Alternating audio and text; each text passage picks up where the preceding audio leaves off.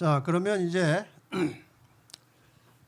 이 지구 종말 시대에 살아남는 길이라고 할 수 있는 이 세 천사의 기별이 무엇인지를 이제 설명을 좀 드리겠습니다. 여러분, 현대 진리라고 하는 말을 들어보셨습니까? 현대 진리? 현대 진리가 뭔지 혹시 이해하고 계십니까? 현대 진리.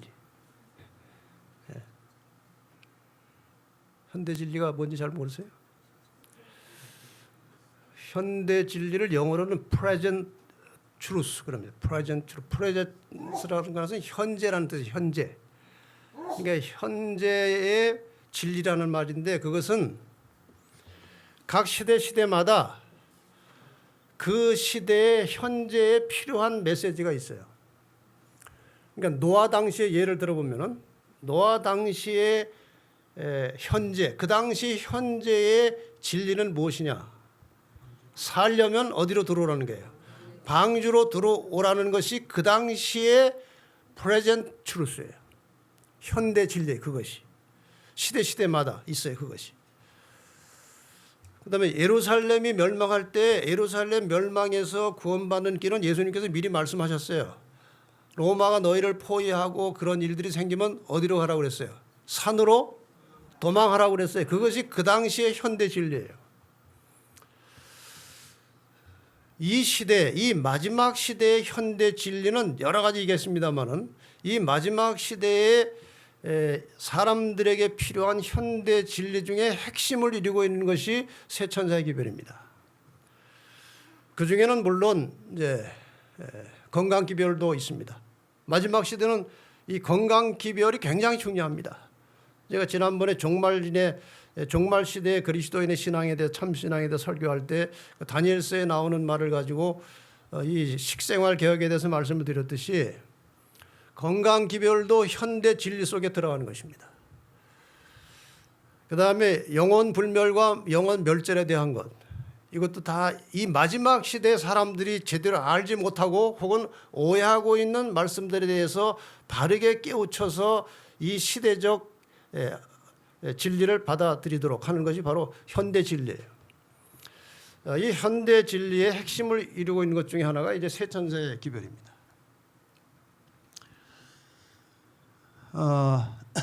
일반적으로 다른 교회에서는 이 세 천사 기별이라고 하는 말 자체도 잘 사용을 하지 않아요. 거의 사용하지 않습니다. 그러나 분명히 계시록 14장에 보면 첫째 천사, 둘째 천사, 셋째 천사가 전하는 메시지가 명확하게 나옵니다. 그럼에도 불구하고 일반적으로 교회에서 다루지 않아요. 근데 이건 굉장히 중요한 현대 진리, 마지막 시대를 향해서 하나님의 참 백성들을 향해서 외치는 매우 중요한 메시지인데 사람들이 별로 관심이 없는 것입니다. 자, 첫째 천사가 이제 외치는 것입니다. 우리가 성경을 해석할 때 제가 지난번에 얼핏 말씀드렸습니다마는 가장 1차적으로 해석해야 될 문제는 성경 자체가 문자적으로 전하는 메시지가 무엇이냐 하는 걸 가려내야 돼요. 정확하게. 그러니까 그 당시 이 기자가 이것을 기록할 때에 어떤 의미와 어떤 의도를 가지고 이 글을 썼느냐 그걸 우리가 정확하게 찾아내야 돼요. 그러나 일단은 문자적으로 확실한 해석을 해야 되는 것입니다. 그 다음에 두 번째로 성경을 볼 때에 문자적으로는 이렇게 되어 있지만 이것을 영적으로 어떻게 해석할 것이냐 영적인 이해가 또 필요한 부분이 있습니다. 그렇다고 해서 모든 성경절을 전부 다 영적으로 풀 수 있는 것은 아니에요. 영적으로 적용할 수 있는 부분이 있고 영적으로 적용할 필요가 없는 부분이 있어요. 그냥 문자적으로만 받아들일 수밖에 없는 부분도 있습니다. 그러나 2차적으로는 영적인 적용을 찾아내는 것이 중요합니다. 그 다음에 세 번째는 이 글을 읽고 자기가 개인적으로 깨달은 느낌, 감동 그것은 3차적입니다. 근데 그것은 상당히 조심해야 돼요. 그래서 이 세 번째 3차적인 의미를 해석할 때는 반드시 앞에 주석을 달아야 돼요. 이건 제 개인적인 생각입니다만 저는 이 글을 읽고 이런 은혜를 받고 이런 감동을 받았습니다. 그걸 붙여야 돼요. 그냥 무조건 자기가 느낀 느낌을 가르쳤는데 그것을 어디 가서 뭐 제가 여기서 여러분에게 제가 개인적인 것이라는 말 혹시 깜빡 잊어버려 안 붙였는데 누가 듣고 김대성 목사가 그러는데 이렇다고 하더라 하면 이게 큰일 나요. 네. 그래서 어쨌든 개인적인 적용은 아주 조심스러워야 되고 그다음에 반드시 개인의 견해라는 것이 붙어야 돼요. 네. 이렇게 해서 이제 이걸 푸는데 제가 이거 가지고 지금 뭐 문자적으로 영적으로 개인적으로 다 풀어올 시간은 없기 때문에 이 본문이 가지고 있는 의미만을 제가 정확하게 전달하도록 해보겠습니다. 첫째 천사가 하는 이 기별을 그냥 하나씩 잘 읽어만 봐도 이해가 되게 돼 있어요. 그가 큰 음성으로 가로되 하나님을 두려워하며 그에게 영광을 돌리라.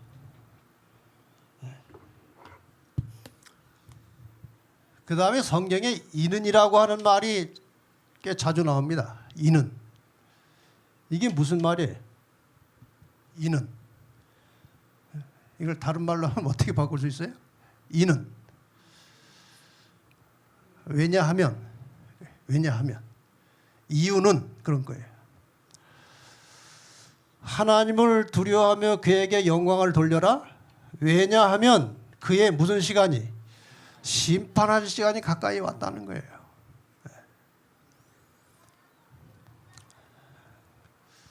그 다음에 설명을 조금 더 하고 이제 해석을 하겠습니다. 이 심판이라고 하는 것에 대해서 많은 사람들이 자꾸 이렇게 회피하려고 그래요. 왜? 심판하면 걸릴 게 많으니까 그래요. 더 나가서 왜 심판을 회피하느냐? 여러분, 심판은요, 자기 의 가지고 심판대 앞에 서서 옳다 인정을 받을 인간은 아무도 없어요. 심판을 두려워하는 이유 중에 하나는 그리스도의 의를 의지하는 믿음이 뭔지 모르는 거예요. 우리가 심판대 앞에 설 때에는 100% 그리스도의 의에 의해서 재판을 받아야 돼요. 그렇지 않으면 가망이 없는 것입니다. 왜 심판을 회피하려고 하는가 하면은 그리스도의 의를 의지하는 믿음이 뭔지 모르고 잘 경험을 못했기 때문에 그런 거예요. 그래서 자꾸 심판을 회피하려고 그러는 것입니다. 또 하나의 이유는 하나님의 품성에 대한 오해예요. 하나님은 사랑이시기 때문에 이제 웬만하면 구원을 다 해주시지 그거 뭐 이것저것 따져가지고 심판하고 그러지 않는다는 거예요. 이게 굉장히 무서운 것입니다. 자, 그러면은 누가 하나님의 말씀을 열심히 지키려고 하겠어요? 웬만하면 다 구원해 주시는데 이거 굉장히 무서운 것이거든요. 하나님은 사랑이시기 때문에 아무나 구원해 주시는 것이 아니고 사랑이시기 때문에 죽을 수밖에 없는 인간들의 죄값을 대신 지불하시고 구원해 주시는 것이지 무조건 구원하시는 게 아니에요. 그러니까 하나님께서 우리의 죄값을 대신 지불하신 그리스도의 의에 대한 확고한 자기 신앙을 가지고 구원을 받기 위해서 길을 쓰고 계명을 지키는 것이 아니고 나에게 하나님께서 은혜로 구원을 주시고 의를 입혀주셨기 때문에 나는 이제 의로운 하나님 백성이 되었기 때문에 하나님의 법에 순종하고 싶어지는 것입니다. 자발적으로. 근데 인간이기 때문에 또 넘어지고 실수할 때가 있어요. 그런데 그 실수하고 넘어질 때 준비되는 것은 용서라는 것이고 그 다음에 실수를 계속하지 않도록 우리를 지켜주고 이끌어가는 분이 성령이십니다. 그래서 우리가 그리스도의 의로 구원받은 다음에 끊임없이 우리의 삶을 이끌어가는 매우 중요한 두 포인트는 용서라는 것과 성령의 역사예요. 그래서 우리는 그리스도인이 된 다음에 끊임없이 성령의 역사를 통해서 하나님의 말씀에 순종하는 생활을 연습하는 것입니다. 그러다가 넘어질 때가 있어요. 거긴 뭐가 딱 준비되어 있어요? 그리스도의 보혈이 딱 준비되어 있어요. 용서가 되는 것입니다. 이런 과정 속에서 그리스도인이 성장하고 성숙해 가야 정상이에요. 예수 믿고 구원받았다고 10년, 20년을 다녀도 맨날 똑같이 살면요, 그거는 죽은 것입니다. 살아있는 자는 변화되게 돼 있고 자라나게 돼 있어요. 성경은 심판에 대해서 많은 성경절이 나옵니다. 여기 아주 간단한 예를 하나 들어보시다. 또 천국은 마치 바다에 치고 각종 물고기를 모는 그물과 같으니 그물에 가득함에 뭐가 가득해졌어요? 물고기를 잡아가지고 꽉 찼어요. 물가로 끌어내고 앉아서 좋은 것은 그릇에 담고 못된 것은 내어 버리느니라. 세상 끝에도 이러하리라. 천사들이 와서 의인 중에서 악인을 갈라내어 풀무불에 던져 넣으리니 거기서 울며 이를 갈미 있으리라. 이 비유 속에 심판의 개념이 명확하게 나와 있어요. 자, 바다에 고기가 많아요. 근데 어부가 이제 가서 그물을 치고 한 보따리 그물에 이제 고기를 가득 잡아 나왔어요. 아직도 이 안에 고기가, 바다에 고기가 있어요, 없어요? 다른 고기들이 많이 있어요. 그물에 잡혀온 고기도 있고 그물 속에 들어오지 않은 고기도 있는 것입니다. 이게 무슨 뜻이에요? 이 그물 속에 들어온 고기는 예수를 믿는다고 하는 사람들을 말하는 거예요. 그물 속에 들어오지 않은 고기는 이미 예수를 믿지 않음으로 심판을 받은 것입니다. 자, 그물 속에 들어있는 고기들을 끌고 나와서 예수 믿는 사람들을 끌고 나왔어요. 그 안에 뭐가 있어요? 좋은 것이 있고 못된 것이 있어요. 알곡이 있고 가라지가 있어요. 그래서 좋은 것은 그릇에 담고 못되는 것은 버리는 것처럼 세상 끝에도 이러하리라 이거예요. 좋은 것은 담고 못되는 것은 버리는 일이 세상 끝에도 있겠다는 거예요. 이것이 뭐예요? 심판이에요. 그래서 예수 믿는 사람 중에서 알곡과 가라지를 갈라내는 것을 의인 중에서 악인을 갈라낸다고 하는 것입니다. 심판이 있어요, 없어요? 심판이 있는 거예요. 심판을 해야 구원받을 사람도 확정되는 것입니다. 자, 그러니까 이 심판할 때가 가까이 왔다는 것은 의인과 악인을 갈라내서 의인을 데리러 누가 오시겠다는 것입니까? 예수님이 오시겠다는 거예요.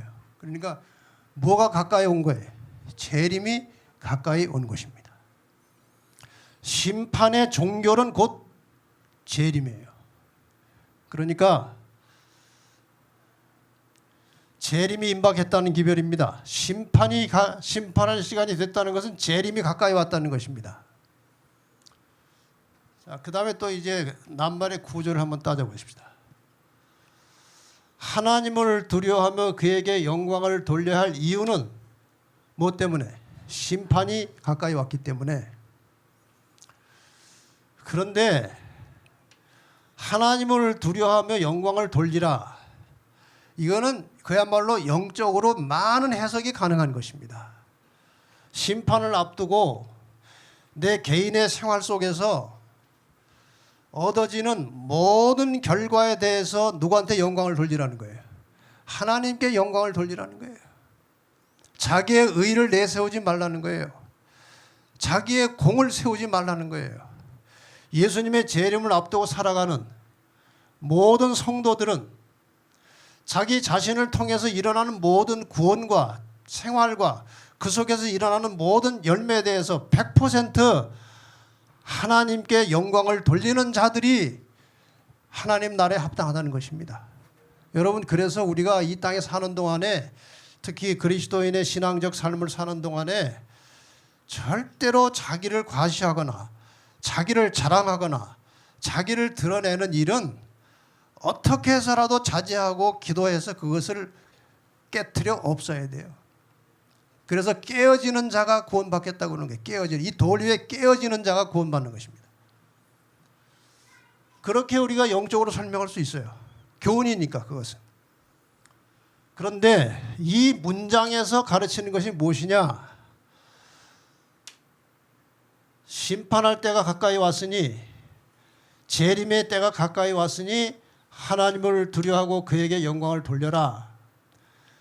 어떻게 하는 것이 그에게 영광을 돌리는 것이고 그를 두려워하는 것이냐에 대한 방법이 여기 나오는 것입니다. 어떻게 하는 것이 하나님께 영광을 돌리는 것이냐? 하늘과 땅과 바다와 물들의 근원을 만드신 이를 경배하라. 이 경배하라고 하는 말 속에 하나님을 두려워하고 영광을 돌리라는 말이 연결되어 있는 것입니다. 하나님을 두려워하며 그에게 영광을 돌리라. 그를 경배하라는 거예요. 그러면은 어떻게 경배하느냐? 하늘과 땅과 바다와 물들의 근원을 만드신 이를 경배하라는 거예요.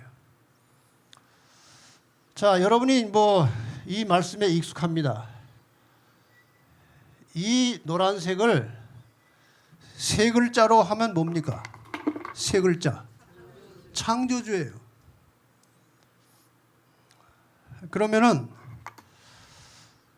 그냥 이르렀으니 창조주를 경배하라 하면 돼요. 그렇지 않습니까? 그런데 왜 하늘과 땅과 바다와 물들의 근원을 만드신 이를 경배하라고 했느냐 하는 것이에요. 이렇게 하면 간단한데 왜 그랬을까요? 이것을 찾아보려면요, 넷째 계명 속에 들어가야 답이 나와요. 넷째 계명 속에 들어가면 안식일 계명인데, 이 안식일 계명 속에 안식일을 거룩하게 지키는 방법 그리고 이유가 다 나와요. 그렇죠? 여기 보면은 여셋, 왜? 여기 또 이는이 나오죠? 여기 이는이 또 나와요. 왜냐하면 그 말 아니에요? 안식일을 잘 지켜라. 여종이나 남종이나 유하는 객이라도 잘 지켜라 안식일을. 이는 왜냐하면 엿새 동안에 나 여호와가 하늘과 땅과 바다와 그 가운데 모든 것을 만들고 제7일에 쉬었습니다. 안식일을 지키는 이유는 하나님이 창조주이시기 때문에 창조를 기념해서 안식일을 지키라는 거예요. 명확하게 나오지 않습니까?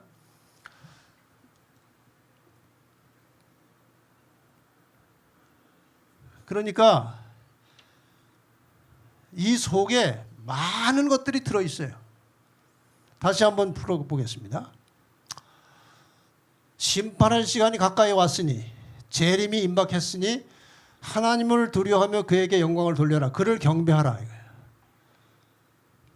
어떻게 경배하느냐? 경배하는 시간은 하늘과 땅과 바다와 물들의 근원을 만드신 이를 경배하는 시간, 창조주를 경배하는 시간은 창조의 기념일 제7일 안식일입니다. 왜 마지막에 이 기별이 나올 수밖에 없느냐? 마지막 시대에 수많은 사람들이 성경으로부터 왜곡되어서 잘못되어진 썬데이에 일요일에 예배를 드리고 있을 것을 다 아시기 때문에 이 기별이 나온 거예요. 그래서 안식일을 지키라는 말 대신에 하늘과 땅과 바다 물들의 근원을 만드신 이를 경배하라. 창조주를 경배하라. 창조의 기념일 안식일을 지키라는 메시지가 이 속에 들어있는 것입니다. 자, 그래서 이 마지막에 또 하나의 다른 이유를 말씀드리면, 심판을 하려면 심판에는 기준이 있어야 하는 것입니다. 그렇죠? 심판을 하려면 법이 있어야 돼. 법이 있어야 공정하게 심판합니다. 하나님의 심판의 기준은 계명입니다. 이 계명을 가지고 심판하려고 하는데 많은 사람들이 아직 뭘 잘 몰라요. 안식일을 잘 모르는 것입니다.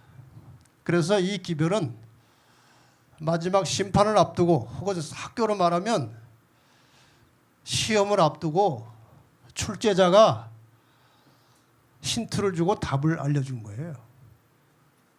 무슨 말씀 이해가십니까? 선생님이 내일 시험 치는데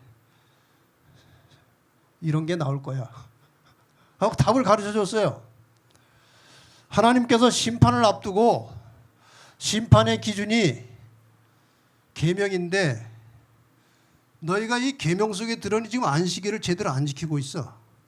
그러니까 심판함대 앞에 서려면 안식일을 회복하라는 거예요. 이게 중요한 메시지예요. 답 가르쳐 주는 거예요. 답 가르쳐 주는 거예요.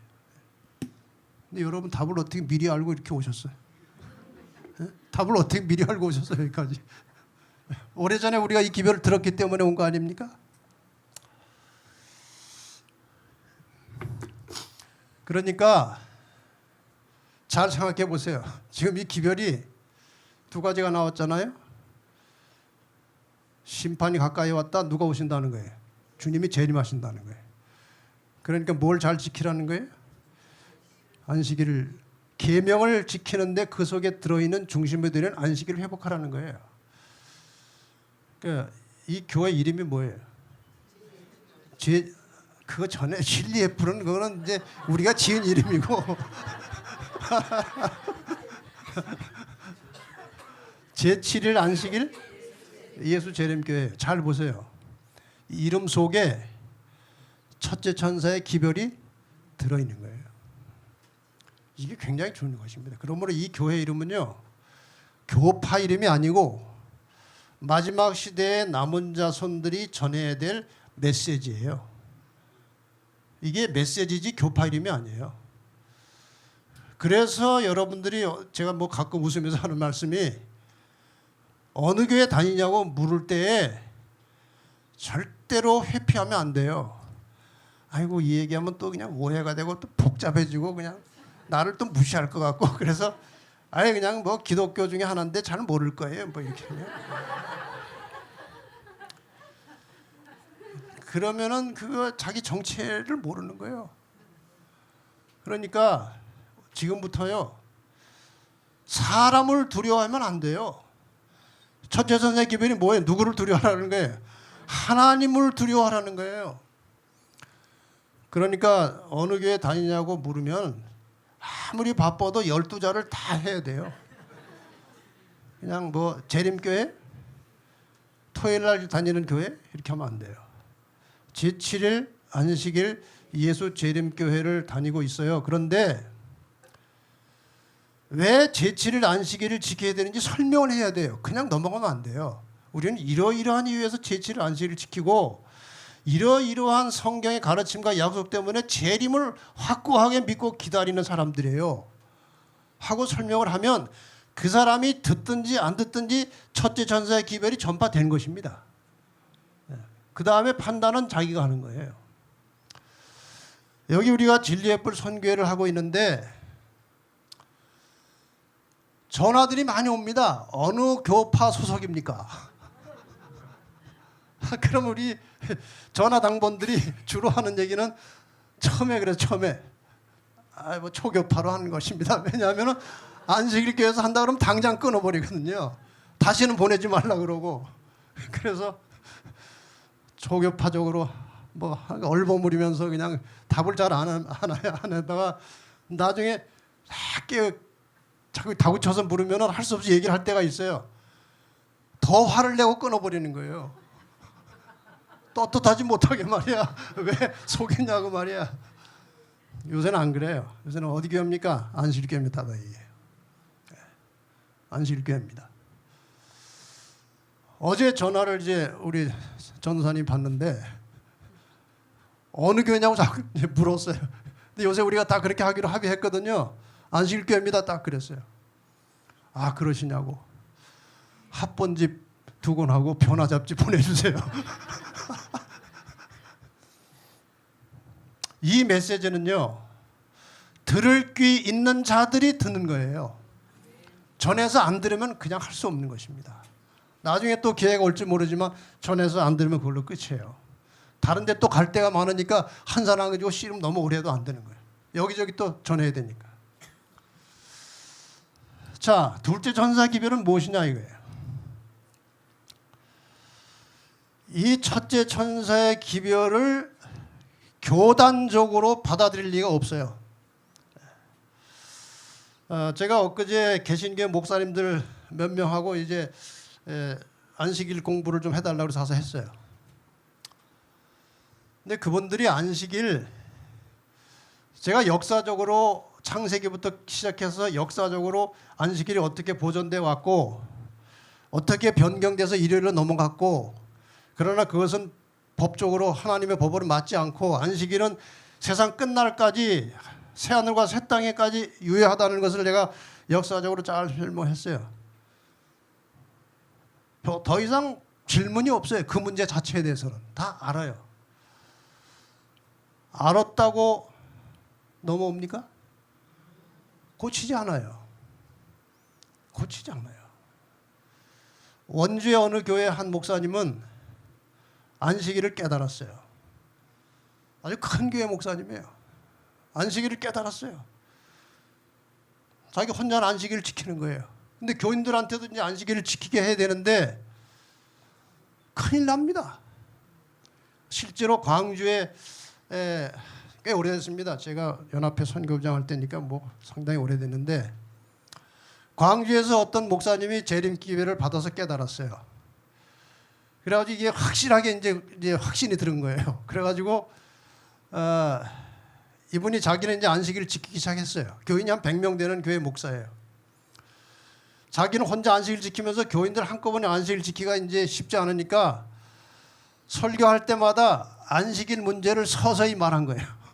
안식일이 옳다고 말을 했는데 이 교회를 이 목사님이 개척해서 세우는 교회이기 때문에 교인들이 목사를 못 쫓아내요. 목사 교회, 자기가 개척한 교회이기 때문에. 근데 안식일을 가르치니까요. 슬슬 교인들이 안 나오더래, 교회를. 한 1년 지나는데 3사람인가 남았대. 다 나가버린 거예요. 게다가 교인들이 혹시 잘 깨달아가지고 안식일을 지키게 됐다 하면 그 교단에서 쫓겨납니다. 용납할 수 없는 거예요. 그래서 이 목사님이 원주의 한 큰 교회 목사인데 안식일을 깨달아가지고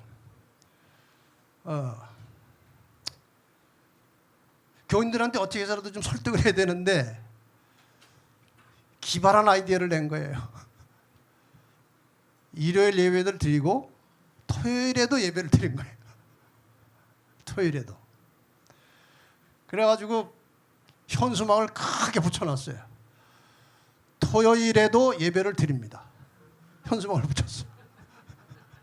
이 목사님 토요일만 드리고 싶어요. 근데 그러면 못 견디니까 토요일에도 예배를 드립니다 하고 예배를 드리기 시작했어요. 근데 교인 수가 한 2,000명 되는데 토요일 날 예배 드리러 나온 사람 200명. 나머지 다 일요일 날 예배 드려요. 그러나 뭐 할 수 없죠. 근데 제가 그 교회 평일 날인데 한번 들어가 봤어요. 그 전에 제가 한번 얘기했을 거예요. 그 교회에서 자체에서 발행하는 신문이 있더라고요. 타블로이드판 요만한 신문이 있어 보니까 타이틀에 말이에요. 쌍둥이 안식일 일어났어요. 보니까 토요일도 안식일이고 일도 안식일이에요. 쌍둥이 안식일 개념을 교인들에게 가르쳐주고 토요일에도 예배 드리자는 거예요. 이렇게 해서 안식일을 지키는 모양을 봤어요. 그러니까 지금 일요일 예배를 드리다가 다 갑자기 안식일이 맞다 해서 돌아설 가능성은 요즘 말로 1도 없어요. 없어요. 그럴 가능성 없어요.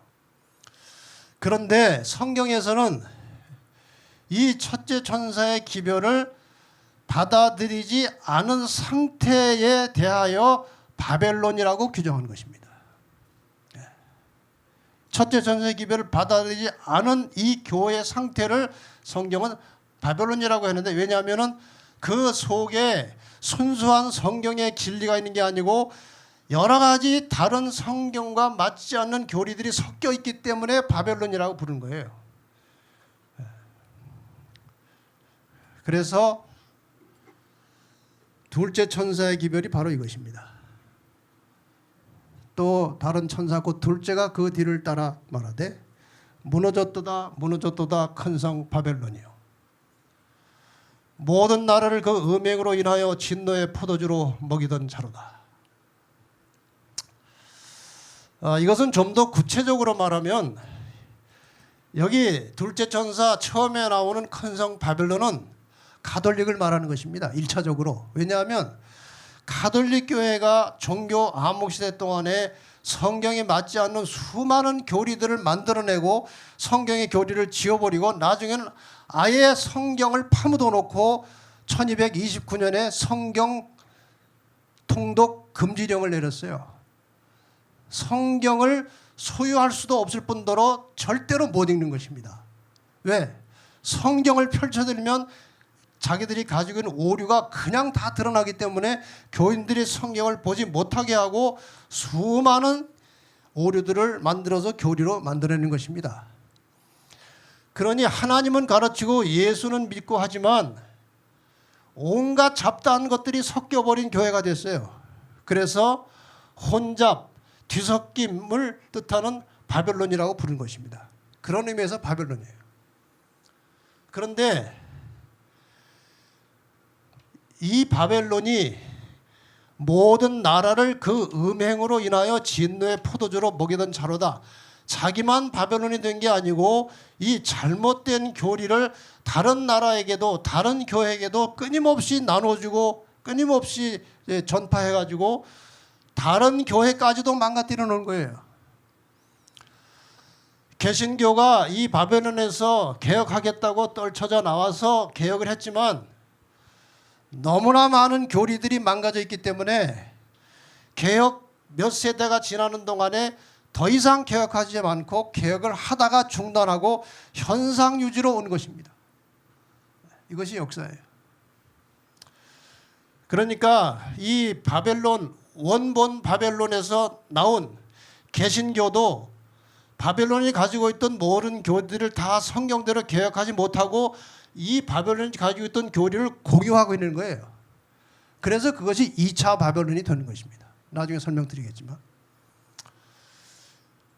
이 원 바벨론에서 가지고 있던 여러 가지 교리 중에 현재 개혁한 개신교에서 가지고 있는 공통된 두 가지 아주 치명적인 교리가 무엇인가 하면은 안식일 대신에 일요일 지키는 것하고 영혼이 불멸한다는 사상입니다. 이게 가장 무서운 거예요.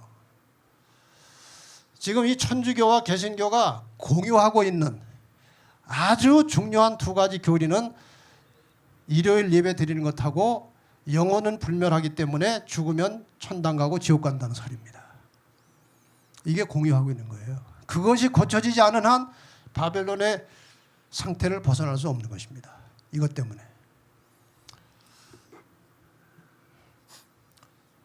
자, 대충 설명 들었기 때문에 뭐 그 다음에 긴 설명 안 해도 괜찮을 것 같아요. 어쨌든 바벨론이라고 하는 이름은 바벨탑에서 나오는 것입니다. 바벨탑 하나님께서 중단시키기 위해서 내려와 가지고 어떤 방법을 했어요? 언어를 혼잡시켰어요. 하나님의 원뜻은 생육하고 번성하여 온 지면에 충만한 거예요. 이것은 지면에 흩어진 사람들을 모으는 것입니다. 하나님의 뜻에 정면 도전하는 거예요. 왜 이렇게 했는가 하면은 사탄이 노아 홍수를 경험해 보니까 아무리 일을 해도 저쪽 한쪽 구석에 노아 같은 집이 있는 거예요. 그래서 한꺼번에 몰아다 놓고 완전히 다 죄인을 만들려고 사탄이 이렇게 충동한 것입니다. 그래서 하나님께서 내려오셔서 한 사람도 상처내지 않고, 이게 일종의 노조거든요. 하나님을 향한 노조예요. 근데 노조를 해산시키기가 얼마나 어렵습니까? 인명피해 없이 해산시키시고 흩어놓으셨어요. 땅에. 얼마나 지혜롭게 하셨어요. 이래서 뿔뿔이 다 흩어져 버린 거예요. 뭐 때문에? 언어와 혼잡하게 된 것입니다. 그래서 이것을 바벨탑이라는 말은 성경에 나오지 않아요. 바벨탑이라는 말은 성경에 없습니다.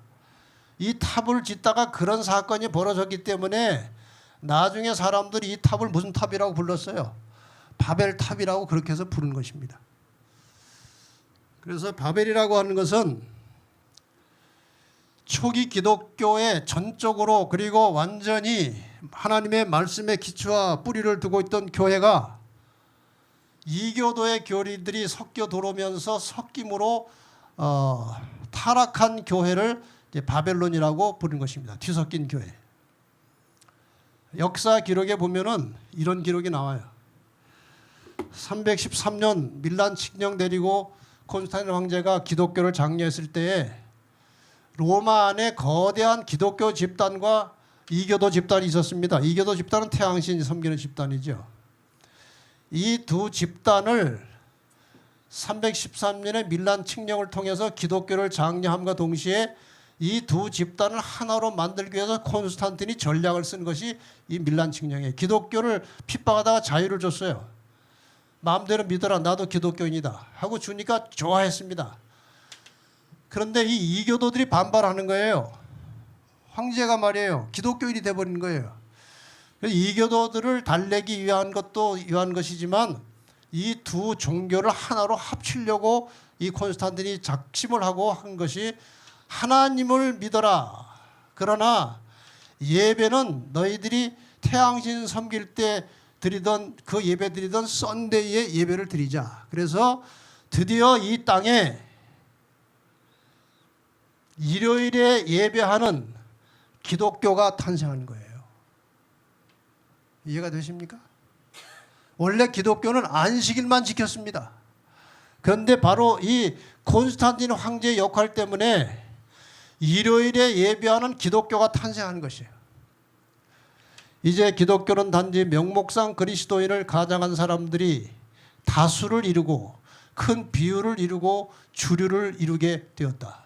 그러니까 태양신 섬기던 미스라신 교도들이 기독교로 많이 개종해서 들어와서 그 사람들이 수가 더 많게 됐다는 것입니다. 그들은 전에 이교도일 때와 다를 바 없었다. 오류와 타락이 홍수처럼 교회에 밀려들었다. 이렇게 해서 이 교회 안에 태양신을 섬기는 이교도들의 여러 가지 제도와 풍습과 교리들이 기독교 교리와 섞여버린 거예요. 이렇게 해서 교회가 이제 타락하기 시작한 것입니다. 이건 제가 그 전에 이제 한번 공부했던 것인데, 기독교의 본류가 있고요. 그 다음에 이교가 있어요. 이 기독교와 이교가 접촉하기 시작한 것은 313년 밀란 칙령 때문에 그렇게 됐습니다. 제가 방금 말씀드린 것입니다. 이때로부터 이교의 사상과 교리들이 기독교와 연결되기 시작하는 것이죠. 원래 부활절은 태양신 부활절입니다. 여러분, 부활절이 영어로 뭔지 아시죠? 이스터라는 게 이스터. 이스터라고 하는 것은 옛날 그 신화에 나오는 봄의 여신이에요. 봄 여신 이름이에요. 봄에 싹이 틀어오려고 생명이 올라오잖아요. 그 생명을 주관하는 봄의 여신 이름이 이스터예요. 그것이 부활절의 영어 이름이에요. 그리고 그 이교도에서 나온 것입니다.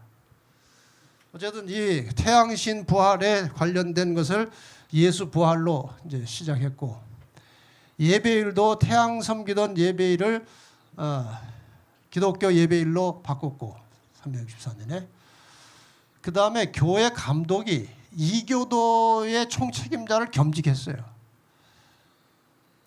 그 다음에 교회 황제를 만들었습니다. 교회 황제는 예수님이십니다. 인간이 교회 황제가 된 거예요. 더 나가서 마리아에게 기도를 시작한 것입니다. 왜 그런지 아십니까? 모든 이방 종교의 특성 중에 하나는 남신과 여신이 있는 거예요. 왜 그런지 아세요? 신들이 남신과 여신이 있어야 굉장히 복잡한 관계가 만들어집니다. 그래서 그 신을 섬기는 신도들도 그런 일을 할 수 있어요. 신이 그래야. 그래서 여신이 하나 필요한 거예요, 기독교에. 그래서 만들어낸 신이 누구예요? 마리아를 신격화한 것입니다.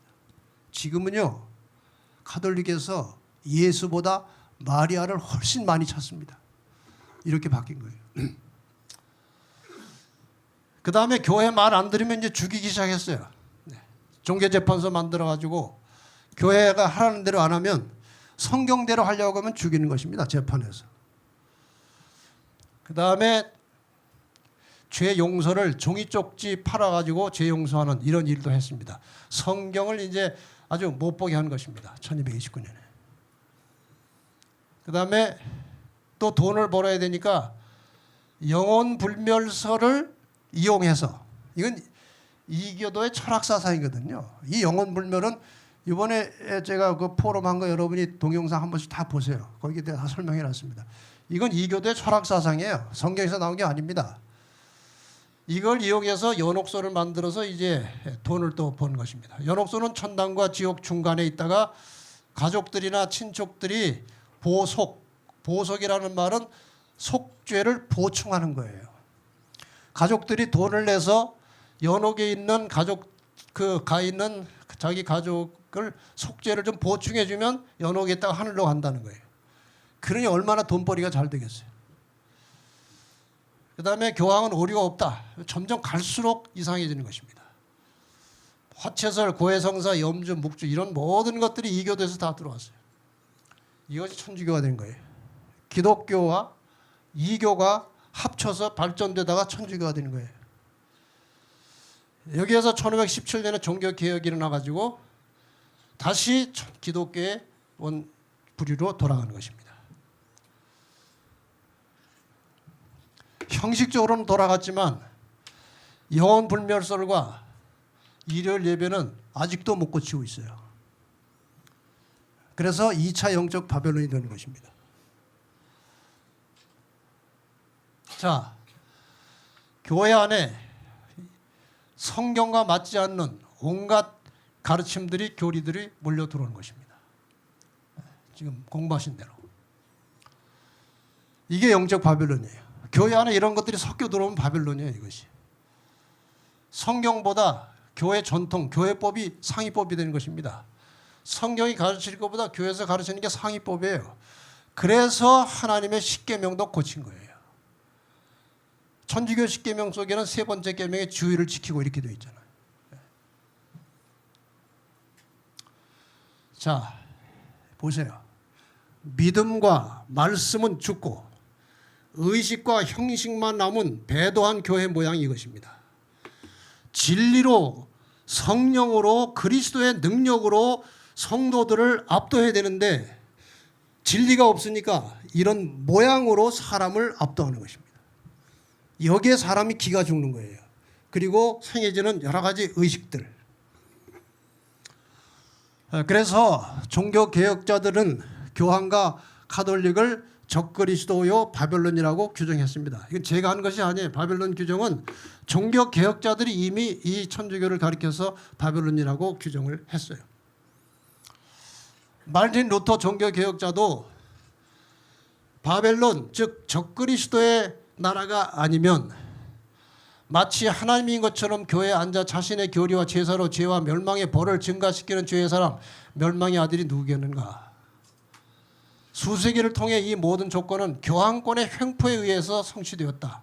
바벨론이라고 적그리스도라고 마르틴 루터가 아주 명백하게 얘기했습니다. 제가 한 거 아니에요. 저는 그냥 루터한테 배워서 하는 거예요. 이것이 1차 영적 바벨론이에요. 바벨론의 원본입니다. 이것이. 그 다음에 루터에 의해서 이제 종교개혁, 물론 이 전부터 종교개혁의 흐름이 있었지만 가장 이제 본격적으로 개혁이 시작되는 것은 루터부터 시작됐습니다.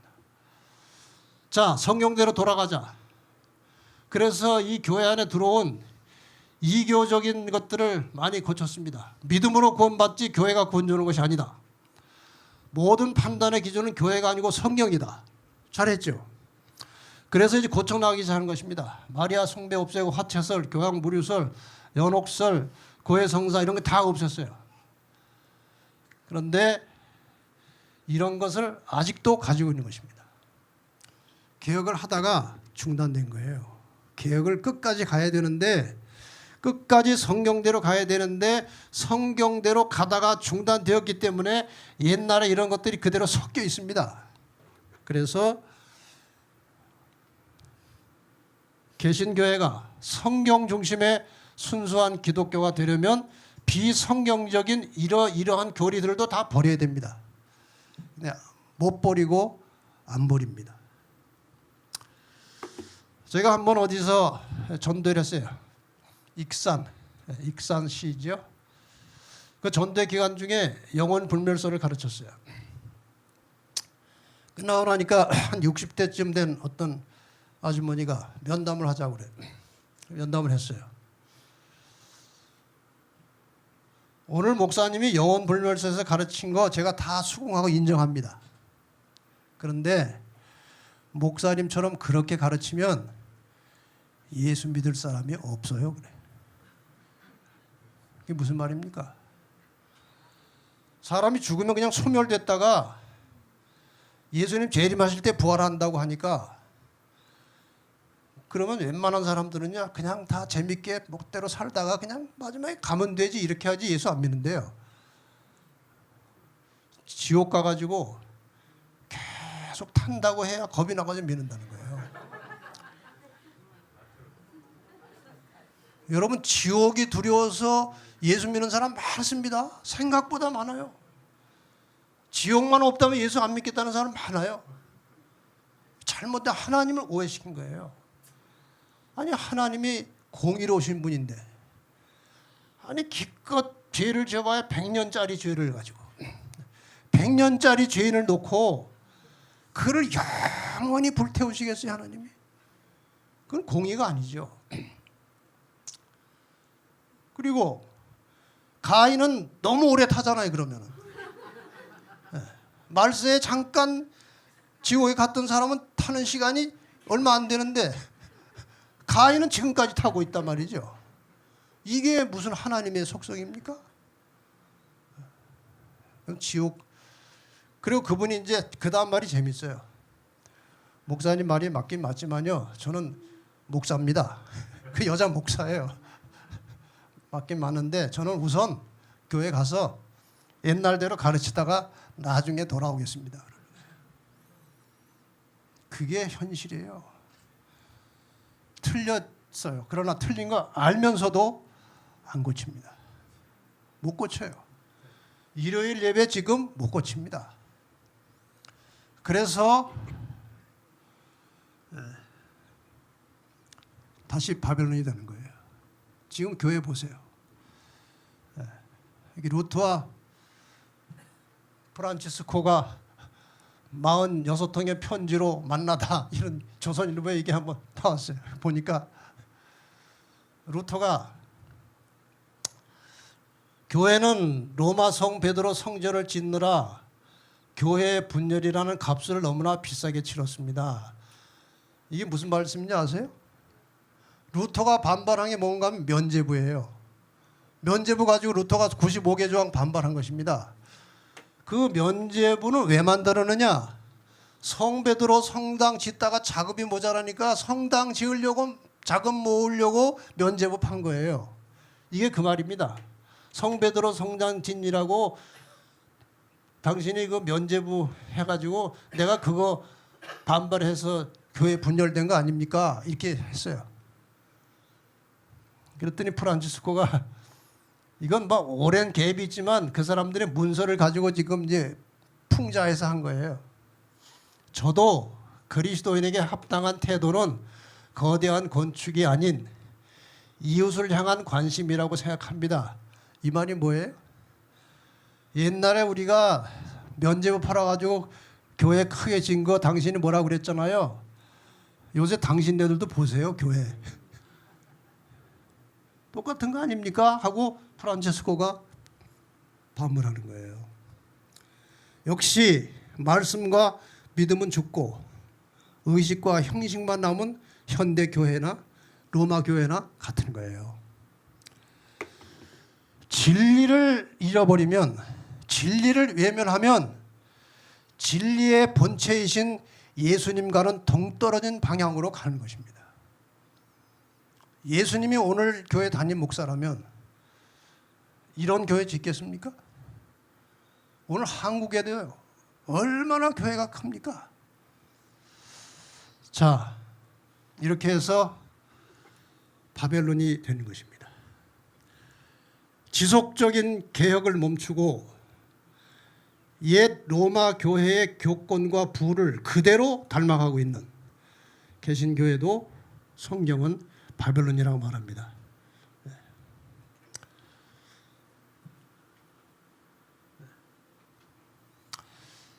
자, 그러므로 바벨론이 다시 돌이켜 회복할 가능성이 없기 때문에 주시는 계시록 18장의 말씀은 또 내가 들으니 하늘로서 다른 음성이 나서 가로되 내 백성아 거기서 나와 그의 죄에 참여하지 말고 그의 받을 재앙들을 받지 말라는 것입니다. 그러니까 바벨론이 바뀔 수가 없어요. 그러니까 거기 바벨론에 남아있는 내 백성은 어떻게 하라는 것입니까? 나오라는 거예요.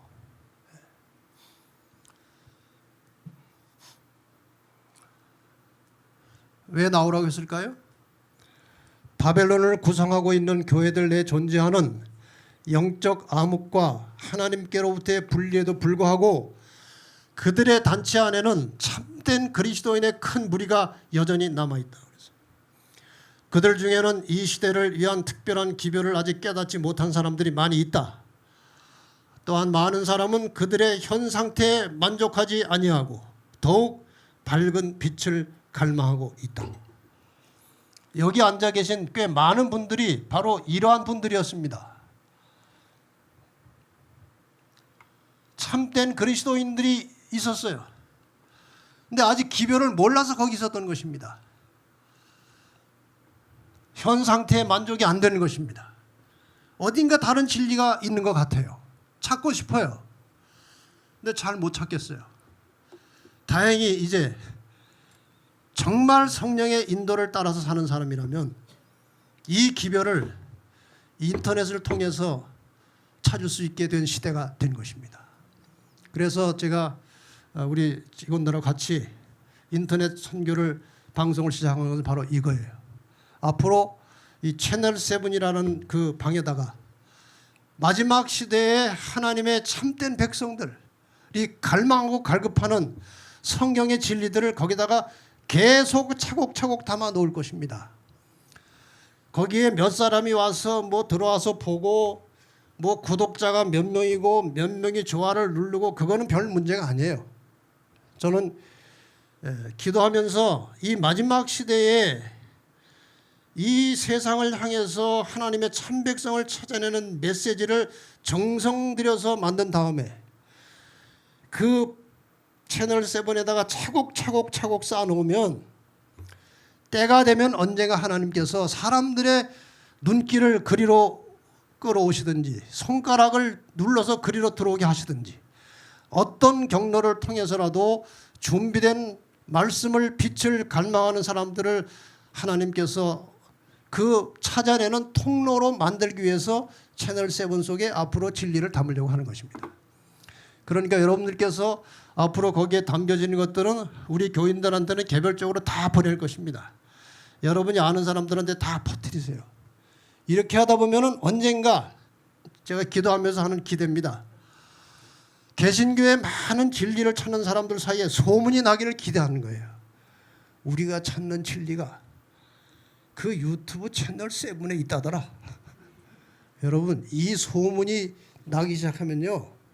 많은 사람들이 이 속에 들어와서 진리를 찾아서 빛으로 나올 것이라고 저는 기도하고 있습니다.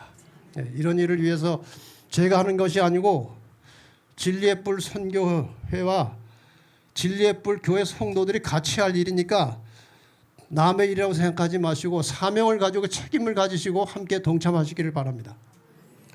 여기 그런 사람이 하나 예입니다.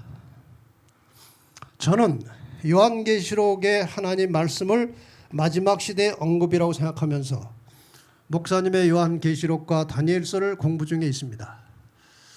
그분의 이야기를 직접 들어보면 깨달고 나니까 도무지 교회 갈 수가 없더래요.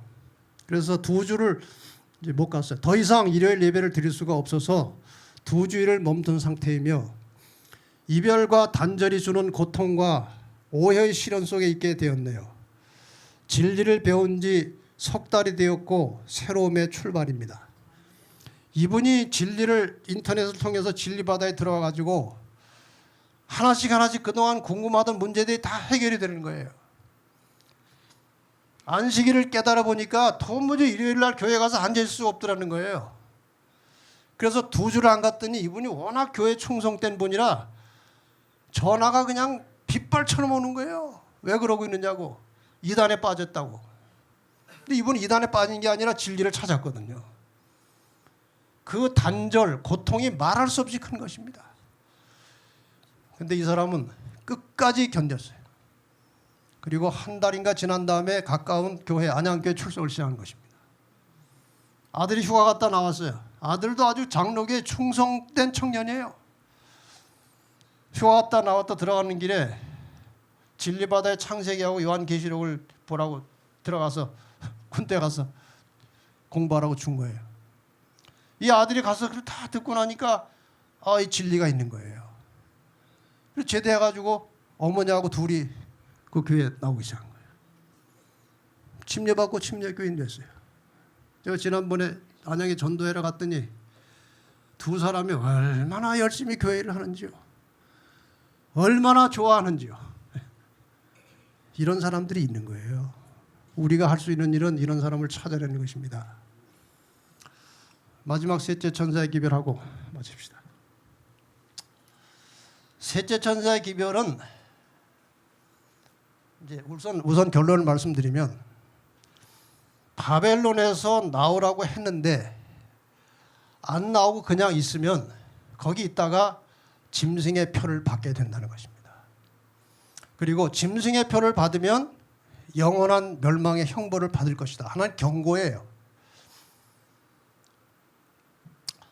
또 다른 천사 곧 셋째가 그 뒤를 따라 큰 음성으로 가로되 만일 누구든지 짐승과 그 우상에게 경배하고 이마에나 손에 표를 받으면, 그러니까 이 셋째 천사의 기별을 이해하려면 계시록 13장을 알아야 이해할 수 있어요.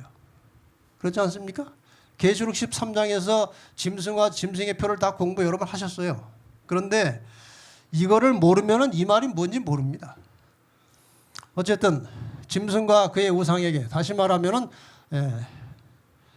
일요일 강제 휴업법을 따라서 교황권의 권세에 굴복하면 그 말이에요. 결국 마지막에 이 썬데이, 천주교 계명에 들어있는 주의를 지키고 그 썬데이를 국가적으로 강요하는 법이 만들어질 것이라고 되어 있어요.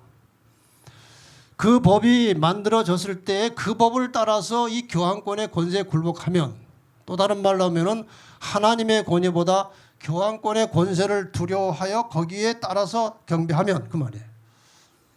표를 받으면 그도 하나님의 진노의 포도주를 마실 것인데 그 진노의 잔에 섞인 것이 없이 부은 포도주라. 이 섞인 것이 없이 부은 포도주라고 하는 것은 그동안은 심판할 때마다 늘 자비가 포함되어 있었습니다. 다시 돌이킬 수 있는 기회가 있었어요. 그런데 이것은 마지막 메시지이기 때문에 여기서 하나님께 돌아오지 않으면 더 이상의 자비가 없다는 거예요. 은혜가 없다는 것입니다. 진노의 잔에 은혜가 섞이지 않은 마지막 포도주라는 것이에요. 거룩한 천사들 앞과 어린 양 앞에서 불과 영으로 고난을 받으니 그 고난의 연기가 세세토록 올라가리로다. 또다시 반복해서 나오는 것입니다. 여기 나온 내용을 다시 반복하는 거예요. 짐승과 그의 우상에 경배하고 그 이름의 표를 받는 자는 누구든지 밤낮 쉼을 얻지 못하리라 하더라. 그런데 셋째 천사의 기별 속에 대단히 중요한 결론이 포함되어 있는 것이 12절이에요. 성도들의 인내가 여기 있나니 저희는 하나님의 계명과 예수 믿음을 지키는 자니라. 그래서 이제 이건 제가 설명을 드릴 시간이 없습니다만은 이것을 가지고 셋째 천사의 기별은 믿음으로 말미암는 의의 기별이다. 그런 말씀이 예언서에 많이 나옵니다. 그것은 이 내용만 가지고는 믿음으로 말미암는 의의 기별이 안 나옵니다. 어째서 셋째 천사의 기별이 믿음으로 말미암는 의의 기별이냐? 여기에서 나오는 것입니다. 이건 나중에 제가 시간이 좀 다시 한번 설명드리겠습니다만 어쨌든 이 12절은 셋째 천사의 기별의 결론임과 동시에 세 천사 기별 전체의 결론이에요. 하나님의 참 백성들은 끝까지 인내해야 된다는 것입니다. 끝까지 참아야 된다. 아까도 나왔잖아요. 우리가 소망을 가지고 구원 얻었으면 참음으로 기다리라고 그랬어요.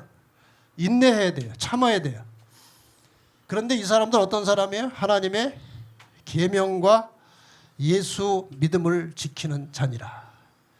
여기 하나님의 계명과 예수 믿음을 지킨다는 말은 해석하는 사람마다 상당히 차이가 있습니다만은 일단 우리가 기본적으로 우리가 지켜야 될 것은 예수 믿음을 가지고 구원을 받은 사람은 계명을 지키는 것이 당연한 것입니다. 계명을 지켜서 구원받으려고 계명을 지켜서 구원받으려고 하는 것이 아닙니다. 예수를 믿음으로 구원을 받았기 때문에 계명을 지키는 것입니다. 그 다음에 또 다른 의미는 하나님의 계명은 인간의 힘으로 못 지켜요. 믿음을 가지고 성령의 역사를 통해서만 계명을 준수할 수 있다는 것입니다. 네, 이것은 다 이제 모아가지고 나중에 또 적당한 때 제가 한번 설교를 다시 하겠습니다. 자, 요약하면 이것입니다. 그동안 복잡한 설명 다 잊어버릴 게 확실하죠? 그러니까 이거는 잊어버리지 마시라고. 자, 새 천사교회를 요약해서 드리겠습니다. 자, 첫째 천사의 기별은 두 가지입니다. 메시지가 심판이 가까웠다. 재림 기별이에요. 창조주를 예배하라. 안식일 기별입니다. 둘째 천사의 기별은 첫째 천사의 기별을 거절한 결과 바벨론이라는 거예요. 거절하면. 근데 거절할 수밖에 없어요. 돌이킬 수가 없으니까. 그런데 그 바벨론은 무너진다는 것입니다. 바벨론은 무너진다는 거예요. 이 무너진다는 말을 저는 이렇게도 한번 생각해 본 적이 있어요. 이거는 그야말로 개인적인 하나의 견해입니다.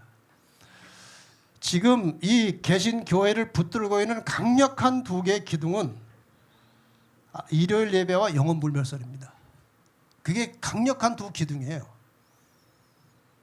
그게 올바르게 드러나면 일요일 예배가 아니고 안식일이 맞다는 것, 그것이 하나님의 계명이라는 것이 확실하게 드러나고 영혼 불멸 사상이 잘못된 거짓교리고 그게 하나님의 뜻이 아니라는 사실이 확실하게 모든 성도들이 깨달으면 바벨론은 무너지는 것입니다. 그렇죠. 그걸 버티고 있는 거예요. 일요일 예배와 영혼 불멸설을 가지고 버티고 있는데 이것의 실체가 드러나면은 무너지는 것입니다. 이건 개인적으로 제가 그렇게 생각해 본 것입니다. 그러므로 내 백성은 무너지는 바벨론에 들어있지 말고 나오라는 거예요. 여러분 먼저 나오신 분이 많아요. 일찍 나온 사람에게는 숙제가 있는 것입니다. 불러내야 됩니다. 내가 이렇게 해서 나왔으니 빨리 나오라고. 그러니까 지금 여기 다른 교회 다니다 오신 분들이 꽤 많이 계십니다. 여러분들은 앞으로 채널 7에 나가는 메시지를 차별 없이 만방에 뿌리세요. 전화비가 많이 혹시 들어가면은 교회에다가 보조해달라고 요청하세요. 어쨌든 그런 걸 하셔야 됩니다. 우리는 지금 장로교에 누가 있는지 주소도 하나도 모르고 전화번호 하나도 몰라요. 근데 여러분들은 많이 알잖아요. 그걸 하라는 거예요. 먼저 나온 사람들은. 셋째 천사의 기별이 뭐냐? 이렇게 나오라고 했는데도 안 나오면 뭘 받는다는 거예요? 짐승의 표를 받는다는 거예요. 안 나오면. 그리고 짐승의 표를 받으면 영원히 멸망한다는 것입니다. 이것이 셋째 천사의 기별이에요. 그리고 결론은 아까 말씀드린 계시록 14장 12절 성도들의 인내가 여기 있나니 저희는 하나님의 계명과 예수 믿음을 지키는 자니라. 이것이 이 메시지가 먼저는 이 기별을 깨달은 자들이 철저하게 지켜야 할 마지막 하나님의 메시지입니다. 다시 말해서 하나님을 두려워하며 영광을 돌리라고 말을 하려면 자기가 그렇게 하면서 말을 해야 되는 겁니다. 우리의 모든 삶을 통해서 일어나는 여러 가지 주변의 상황에 대해서 좋은 일, 모든 일에 대해서 겸비한 심령으로 하나님께 영광을 돌리는 심령이 필요한 것입니다. 세천사의 기별을 전하려면은 그런 겸비함을 가져야 되는 것입니다.